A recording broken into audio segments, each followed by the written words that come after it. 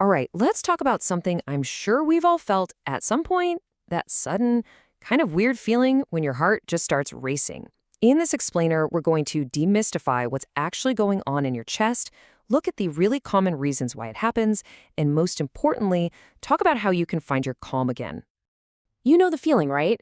You're just sitting there, maybe working or watching TV, and all of a sudden you are so aware of your own heartbeat. That little flutter or that pounding, it's a feeling almost everybody has. And let me just say this right up front, for the vast majority of us, it is completely harmless. So, to really get why your heart sometimes goes a little haywire, we first need to appreciate what an amazing job it does every single day. Seriously, think of it like the engine room of your body. Just this incredible piece of biological machinery working away quietly in the background. Okay, let's put a name to this feeling. The official term for when you feel your heart beating too hard or too fast is a palpitation. Honestly, just giving it a name is the first step, right? It helps to understand it, and that takes away some of its scariness. So, what's really going on? Well, your heart has its very own internal pacemaker. It's a tiny little node that sends out these electrical signals telling the muscle exactly when to squeeze. And that's a heartbeat. A palpitation is really just a temporary hiccup in that electrical system, kind of like a brief bit of static on the radio.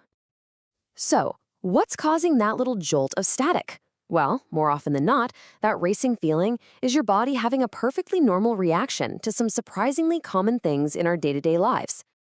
Let's look at the usual suspects, and I bet some of these will sound familiar. Stress and anxiety, they're the number one cause, kicking your body's fight or flight response into high gear. But it could also be that extra cup of coffee you had, or even simple stuff like not drinking enough water or just having a bad night's sleep.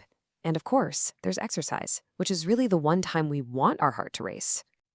Now let's really zero in on anxiety, because it's the most common trigger.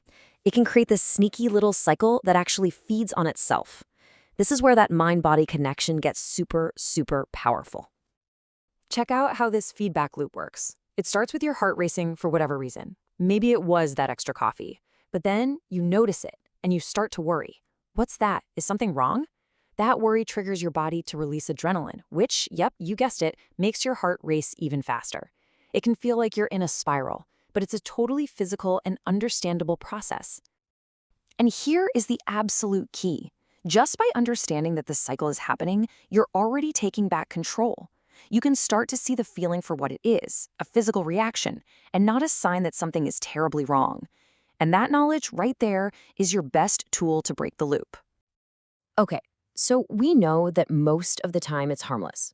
But it is really important to know when your body might be trying to send you a more serious signal.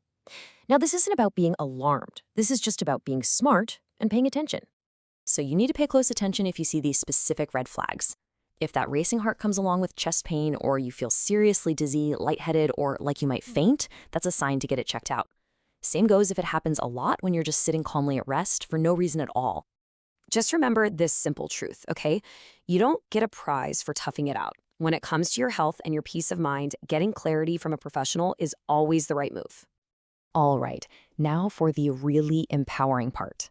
Let's talk about the actual practical tools you can use, both right in the moment and for the long haul, to manage these feelings and help your system calm down. We're going to look at this in two ways. First, what can you do right now when you feel your heart fluttering to hit the reset button? And second, what habits can you build into your life to make these episodes happen less often and feel less intense when they do? Let's walk through one of the most powerful things you can do in the moment. It's a specific kind of breathing that literally sends a signal to your nervous system to chill out. Let's try it. Breathe in slowly through your nose for a count of 4. 1, 2, 3, 4. Now gently hold it for 4. And now a long, slow exhale through your mouth for a count of 6. 1, 2, 3, 4, 5, 6. Just doing that a few times can make a huge difference. And for long-term calm, well, the solutions are often really simple but incredibly powerful habits. Things like just staying hydrated, keeping an eye on how much caffeine you're drinking, making sleep a real priority, and getting some regular, gentle movement into your day. These things can fundamentally make your body more resilient to stress. So, if there's one big thing to take away from all of this, it's about shifting how you think about that feeling. Try to reframe it. Instead of an alarm bell, what if you saw it as just information? It's a message from your body, and a lot of the time it's just saying, hey, I'm a little stressed out, or hey, I could probably use a glass of water. Learning to listen to those signals, practicing calming techniques like that deep breathing, and knowing when it's a good idea to ask for help, that is such a powerful form of self-care. It's all about partnering with your body, not fighting against it. And you know what? You've absolutely got this.